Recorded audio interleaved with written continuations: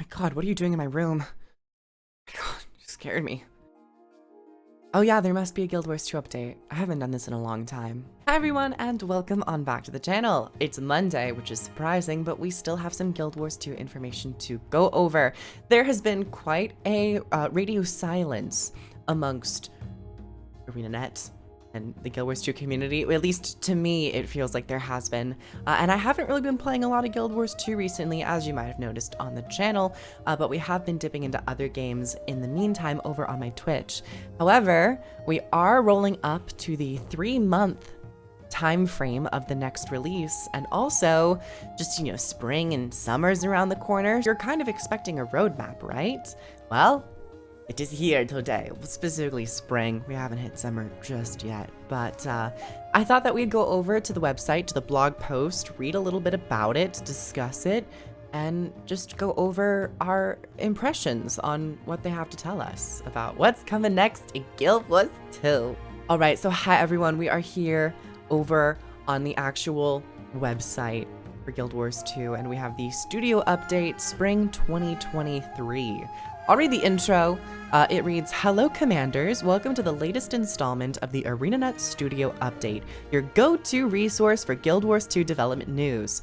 Today, we'll address some community questions regarding our announcement back in February, share an updated roadmap through the beginning of summer, and then talk at a high level about our long-term projects that extend beyond June." Now, there is this little content model Q&A. I'm really gonna skip it because, in all honesty, this is just kind of like a recap of everything that they've already talked about. It's kind of just like going back and it's like, remember when we said that we're changing all of these things, and also let's highlight all the other elements that we've already added. Yeah, it's kind of just like, it's not important, at least for what we're going to be talking about as what is new and novel in this update. So we'll jump right to the very next question, which I think is actually pretty important. And these two questions kind of clarify two of the outstanding questions that the community has in regards to gameplay and in regards to updates after we see the next expansion coming. So the very first question is, the February studio update said that the future expansions would include combat features and didn't mention elite specializations at all. What does that mean? They answer, in the current design and implementation of elite specs, we feel that with every new expansion, there's been increasingly limited design space left to add new and differentiated roles for each profession. In other words, most of the playstyles that we'd like to see supported for each profession already exist or should exist within their existing elite specialization options. I somewhat agree. They continue, with our next expansion, our goal is to further augment the combat options for each profession by adding new tools to their arsenal and by lifting constraints that will unlock an unprecedented number of playstyle customization options, while keeping the feel of Guild Wars 2 combat true to its origins. Theory crafters are going to be very busy. Now, they talk a lot about, they talk in ambiguity and in code and in like little snippets that are like, well, don't worry, we have plans, but we're not going to be sharing any of it today, which I respect because you have to hold some of your cards close to your chest. However, them coming forward and clarifying that they're not going to be doing elite specializations for the foreseeable future is pretty huge and important for us to adjust our mindsets when going into this new expansion cycle. I imagine many of you were like, they definitely need elite specializations because that's the one thing that brings me back to Guild Wars 2 and keeps it interesting and exciting. Now that they seem to be moving away from that, at least with the immediate expansions, of course, that would leave us to wonder what in the world are they going to do. And they have peppered in a couple elements which maybe would hint at it, in terms of the line saying that all the roles that they want the professions to hit, they already do hit it, or that the elite specializations that they currently have, I mean, each profession has 3 elite specializations. Each of the existing specializations should be hitting that. And of course, they can augment and change existing elite specializations to better fit that. The very first thing that pops into mind is the Mesmer. Mesmer doesn't have a healing specialization, but that doesn't mean that we couldn't see one of the existing elite specializations be augmented and changed to kind of fit that healing playstyle. And personally, my personal pick would be Chronomancer. I think it'd be really cool seeing like a time healer, a time mage. I have a video on that idea. It'll be like probably linked up above or down below somewhere, just because I really like that idea. But they do also mention that they will be adding new tools and, quote, lifting constraints that will unlock an unprecedented number of playstyle customization options. The new tools, I think, by and large, people go to new weapons, which would be fantastic. I would love to see new weapons added to the core profession. It would make, like, early game more interesting if you happen to be leveling up new professions. It would also kind of infuse extra life into existing elite specializations. Like, could you imagine, like, Druid, and then they get, like, main hand Scepter, and it's kind of a ranged magical bleeding dot damage weapon, and then you can kind of go into like a Condi build for Druid? That could be kind of interesting. So new weapons to the core profession could also breathe life into existing elite specializations, but also present its own issues. And then they also mentioned lifting constraints. I have no idea what this means. I really hope it's not like, you can take an elite specialization from another profession and slot it in. I really dislike that idea. I think cross-profession play is a very murky territory to get into, and probably wouldn't behoove the balance team. But yeah, lifting constraints. I don't know what they mean by that. But they seem to really hone in on, like, it would create an unprecedented number of playstyle options. Is it like you can have all your elite specializations together? Or they could make it to where when you unlock an elite specialization, that weapon becomes available on the profession baseline. Like, so you could be a willbender with a longbow, or a firebrand with an offhand sword. I don't know. I don't know what they could do, but you never know. The next question, which is pretty important to get into, is how does the What Lies Beneath, the most recent update that we've been experiencing, how does the What Lies Beneath quarterly release differ from future expansions' quarterly release updates?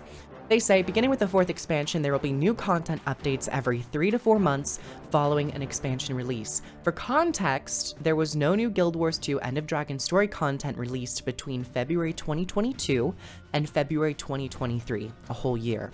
Largely because the team worked on the expansion up until its release, delaying new content development until a month or two later. Comparatively, the 4th expansion, what they're currently working on, hasn't even been officially revealed yet, and they're already making headway on the quarterly release content.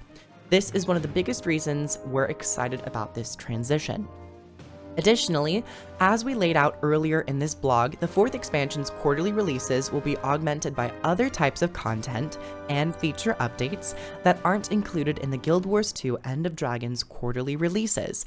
So, TLDR, End of Dragons was released with kind of the old expansion mindset. They went on to work on Season 1 just to get that wrapped up with a nice tight bow, and then we've had to wait a little bit longer because the quarterly releases were not prepared in advance. Going into the 4th expansion, it seems like we're going to get a larger chunk with Expansion 4, but then almost immediately after, they've already been pre-planning the quarterly updates and are already working on that content and at least like mapping it out, seeing where they're going to go, maybe developing some assets, writing some of the lines. And that also gives me a really great hope for Expansion 4 in terms of its time frame. I imagine if they're already working on quarterly releases, that a good bulk of Expansion 4 is done, is made, is at least confidently structured to where they can say, yes, we're going to get this done, and we can immediately move on to the quarterly updates that we have planned. Next up, we have the spring/summer roadmap updates. They have a little infographic, which is beautiful, as we see here. End of Dragons updates, quarterly update what lies within, and then Fractal Dungeon and Challenge mode, the Dragon Bash Festival, and gameplay system just kind of hinting at skills and balance updates, visual effect filtering features, which is really cool. I'm excited to get into that, and World vs. World. So, what can we expect in the coming weeks to months with Guild Wars 2? Well, tomorrow we have a profession balance update that I never really talked about. I might talk about it tomorrow, as I don't have work tomorrow. Not a patch, more so just like an update.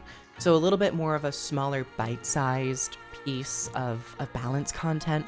but still it's something to get into and to play around with, and it helps shift things around a little bit.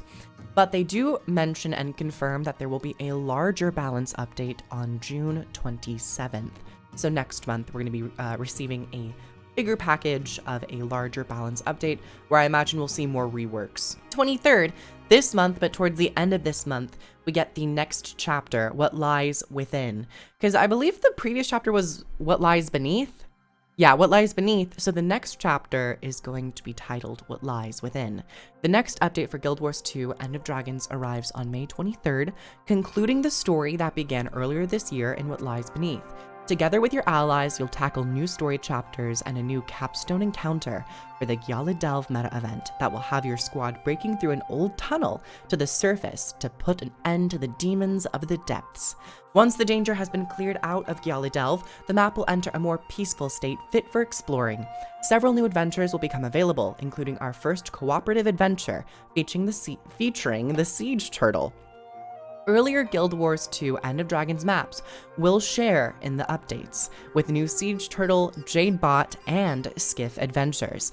You'll also start running into Oni in the Guild Wars 2 End of Dragons maps, stalking from the shadows to strike unsuspecting adventurers. Now, I want to put a pin on that because this is very exciting. But then they continue alongside the new content. We've got a plethora of new rewards to pursue. They mention treasures, weapons, armor sets, all the good things to continue to collect if you are into Fashion Wars. This release will be the last story update in the Guild Wars 2 End of Dragons release cycle. Keep an eye out for hints towards the future, and look forward to the upcoming Fractal, where you can peer further into the shadows under the Jade Sea. This is confirmation that this is going to be the final update for Guild Wars 2 End of Dragons. I kind of was already feeling that. I was speculating that this would just kind of be a 2-update system, and that we would go into expansion 4 kind of like winter of this year, and it seems like that's kind of gonna be the release schedule, hopefully. Yes, this storyline will be concluding with this update, but that doesn't mean that the story that we partake in the coming weeks won't lead us into the expansion. It most likely will be a good setup for what the expansion is going to be. But yeah, I want to go back to this. You'll start running into Oni in the Guild Wars 2 End of Dragons maps. And I wonder if you'll only start running into Oni if you have completed the chapter, or if this is just going to be an update across the Guild Wars 2 End of Dragons map, so that if you are a new player coming into EOD for the very first time, you will run into events that include Oni. Which also leads me to wonder, is Expansion 4 gonna still kind of take place within Cantha, within this region? Because like, why would the Oni be going into the other maps? I feel like this is a hint that, you know, what we do in the next update might not be fully resolved, but it's going to be a springboard into further conflict in Cantha, which I'm down for. I'm excited. So yeah, couple elements to chew on here and there. And then June 6th, we have the Dragon Bash Festival, the Allied Player Visual Effect Filtering, exciting, and World vs. World updates. June 6th will also introduce a new option in the settings menu, Hide Ally Visual Effects, that will give you control over whether visual effects are shown for allied players, pets, and minions. While the default setting hides no visual effects, just as it works now, you will now be able to choose from 3 new options to hide visual effects for all allied players. Hide them for allied players who aren't in your squad, or hide them for allied players who aren't in your party. Some high-impact visual or allied visual effects that convey important information in combat, such as combo fields, cannot be hidden. Which, you know, you have an option to turn off the combo field visual effect, but that one, I must say, is a little bit broken with some skill types in Guild Wars 2, most notably the Thief preparations. If you have that option ticked, none of the visuals for the preparations will trigger, even though they're not combo fields. So I would like to see them, I mean, of course, they seem to have already kind of like been working on this and set some things in stone. But if anyone happens to be watching this, maybe just like do another pass to make sure all the skills are functioning properly with these specific settings. in terms of hiding combo effect rings, and then of course hiding ally visual effects. Note, this option only applies to allied players and not enemies. This is something that has been kind of highly requested from players for quite some time. Guild Wars 2 is a very visually cluttered game, I would say. I don't think that's a stretch of any imagination, especially if you go into World versus World without effect LOD turned on or effect culling. It will just tank your system. It will tank your frames. And I really love that they're finally bringing this to the game, because there are so many very, very flashy effects. But now that we have the option to hide them from allies, I would love to see options which enhance your own spell effects. I'm just saying, because if you look at the beta of Guild Wars 2 versus now, especially Elementalist, I feel, honey, I'm so sorry to Ellie players, because in the beta, you were the visual kings, you had power, you had impact, you had gravitas. But because of the way Guild Wars 2 went, they had to cull many of the effects across all the professions. I would love to see more options, say like, you know, now that we have the ability to hide ally players' stuff, give you the option to feel a little bit more powerful, okay? Okay. But yeah, I love this. I think it's great, and I'm excited to see how it functions. And more World versus World stuff. I'm really not going to get into that because it's just like more stuff. Weapon sets, new weapon sets, plane ticket stuff, infusions, etc., etc. And that's cool. Next big news point is June 27th, the Cantha-themed Fractal Dungeon and the Profession Balance update. I love when they drop high-end PvE content the same day as Profession Balance updates. New Fractals of the Mists content is just around the corner. We're going to need to wait a little bit longer to hear the juicy details. However, we did want to share a quick note on how we're approaching its design. When we started development on the new Fractal, we took some time to review the feedback from our last Fractal release, Sunqua Peak. One of the main themes in the feedback was the players prefer less waiting around and more action, especially when you're replaying the instance often. Especially because fractals are not very much supported, so that's the reason you're replaying them all the time. One of our goals for this upcoming release is to deliver a fractal with a tighter gameplay experience while still providing story content as fractals do. The challenge mode is scheduled for the following update, so we can tune the encounter and address any bugs stemming from the normal version. Which makes sense, it's kind of how they've been going about their endgame content. Do the normal mode first, then release the challenge mode, adjust as you go. But yeah, I'm excited. I'm also really happy and pleased to hear that it is a Canthan-themed fractal. I mean, as Sunqua Peak was, but I really enjoy fractals that kind of have ties to the area in which the expansion is taking place, just because we don't have dungeons in Guild Wars 2, and every other MMO has dungeons, where you have instanced endgame content that correlates to the story and the world that you're currently experiencing in that expansion. So I'm pleased. As for the balance update, here's what we're looking to address. 1. Improving the feeling of moment-to-moment gameplay for many boon support builds. We want these builds to have more flexibility in their utility skill choice, and not be required to press a particular utility type on cooldown to provide quickness or alacrity. Once again, we're having these grand discussions about these two damn boons. Honestly, I'm tired of it. Are you tired of it? I imagine you are. And I imagine the developers are as well, which is probably why they are finally, hopefully, going to effectively address this issue. And then introducing alternate playstyles for some specializations, including quickness support Deadeye and damage builds for Druid and Tempest. I don't know if I love the way that they've taken the elite specialization system in terms of treating it as its own class with its own distinct trinity lines throughout it. I don't know. I would have much rather an elite specialization to be treated as one role with a couple flexible options to do some damage, which, you know, Tempest does have and Ranger does have, but that's not how balance is going. I'm just gonna have to see if I like it or not.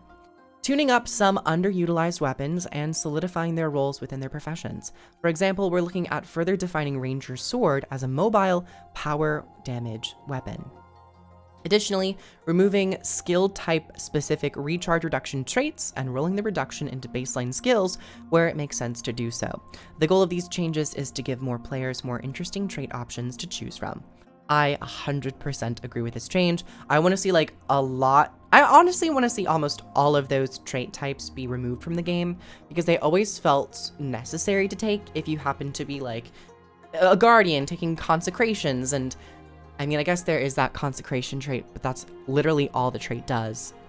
So it also leaves room for them to add and adjust old traits to make them more modern and make them more interesting. So, you know, I'm in favor for it. And yeah. And then in terms of the long-range development initiatives, I'm kind of going to brush... I mean, I don't want to brush through these, but I feel like it's such a long video. Oh my gosh. Core game updates. This is where they're going to be talking about their year-long goals and initiatives. These are not going to be something that we see for some time. Core game updates. After the Allied Visual Effect filtering feature releases on June 6th, the team primarily responsible for core game updates will be turning their attention and tuning their attention toward completing their most ambitious project yet. Guild Wars 2 Cataclysm, I'm just kidding, a rework of an existing core game reward system. Intriguing, right?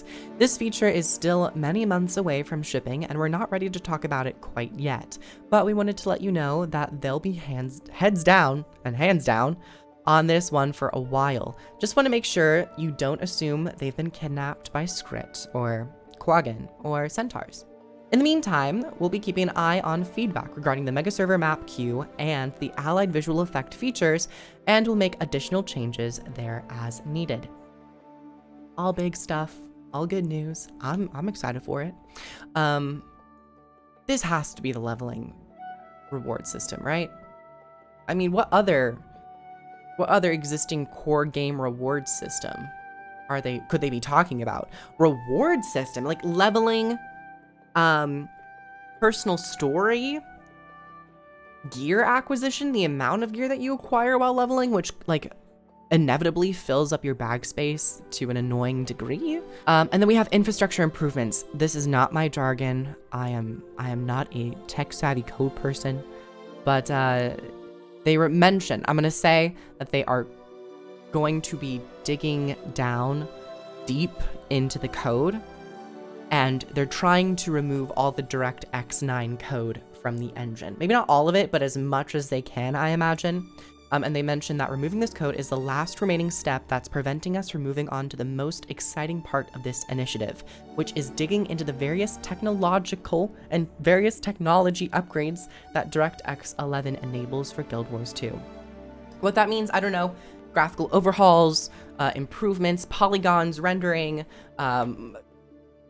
models, sprites on screen, I'm not sure. But we're going to need, they say that we're going to need some time to look into the feasibility of each once we finish removing the guts of DirectX 9. So we don't have too many details to share yet. At a high level, our investigation will focus on two areas: performance optimizations and graphics upgrades. While there are some global graphical upgrades we'll be exploring, most of the improvements would probably come in the form of new tools and functionality that our artists can leverage for future content. Exciting. I like to see it. I like to hear it. Anything that makes their time developing this game easier, I'm happy to, because that probably means less headache, more enthusiasm, smoother releases, hopefully, and just everything in general will progress at a more modern pace. Because Guild Wars 2 is old. Mama, she's old. She got a cane. You know what? We still love and cherish her. We're gonna give her her vitamins. She's gonna get a little stretch, and she's gonna have her breakfast, and she'll be up and running. She's gonna be doing a marathon hopefully soon. I'm gonna skip it. I'm so sorry, but we gotta skip it. Expansion 4. They're talking about Expansion 4, which is incredible. Also, art. We're gonna get into that in a minute. Expansion 4. You already know. You already know. Oh my god. Big Frida. You already know all there is to know about the next expansion at this point. Do we? No, we don't. But we'd be remiss not to include it in this list. This is one of our top priorities right now, and each day the team is hard at work bringing a new part of Tyria to life, complete with a whole lineup of fearsome baddies for the commander to beat up now that the Elder Dragons are no longer viable punching bags. Here's a small taste at what we're cooking up. Silhouettes. They've given us concept art silhouettes, which, what these are, I have no idea. My first initial thought was like abyssal, fractured, cragged, almost like Realm of Torment-esque, like, you know, like jade constructs. You know what I'm saying? You know what I'm talking about? Where they're really sharp and jagged. Now, the jade constructs that we know of in Guild Wars 2 are that purple Mersat jade construct. This could be like animated jade constructs where they're made out of jade. That could be an option. Or another part of me is like, oh, are these like demonic entities and demonic spirits? Because we've also been seeing a plethora of demons, like the Oni, which is like a form of a demon, and the other demons that we've kind of known through Guild Wars 2, like the Attachés, the Shades, various other flying creatures that are labeled as demons. And of course we have entities such as Samurok and Deimos that we explore in one of the raids in Guild Wars 2. I would love to see more demonic entities that are not just like, we're fighting rocks, but I also like fighting rocks. Like I like a variety. I want a nice wide variety, because I gotta admit, with End of Dragons, it felt like we didn't really have a new enemy to fight. The Void was a very conceptual, abstract enemy, but the enemies that we did fight in the expansion were all previous models that we've already faced off against. And I'm just excited to see where Expansion 4 goes. And with what they've been mentioning, sorry, my tongue went out of business there for a minute. Ooh. With how they have been discussing the next update for Guild Wars 2, what lies within, I believe they are calling it, and what they've been mentioning about the Oni coming to the other maps, I'm just excited to see what is going to happen with this Oni demon storyline, this dark magic. I'm interested in like ley lines. I think it's still kind of cool. Well, thank you all so very much for coming on by. That little news wrap up. It was a 30-minute session. Hope you liked your SpongeBob episode, kid. And what do you think? Do you feel this blog post has impacted you now that we've gotten some more information? We've received some insight into what has been happening over at ArenaNet. And I'm just really excited. I'm pumped. I'm interested to see what is going to come with what lies beneath, how large of a package that story content is going to be. But it really does feel like the bulk of their efforts is on Expansion 4. So I just want to once again curb everyone's expectations when it comes to this next story release, just because what we received with the previous one was not up to, I'd say, the community's expectations. But now that we know that, hopefully we can go in just kind of like with a more level head. But then of course we have the Fractal coming up, which I'm excited for, and a lot of these inner workings, discussions around expanding professions, reworking core systems and how they acquire rewards, the concept art that we received for Expansion 4, all of it. Thank you all so very much. I'm over on Twitch occasionally when I'm not at my retail job. She gotta make money, she gotta pay the bills. Thank you for coming, and I'll see you later. Bye.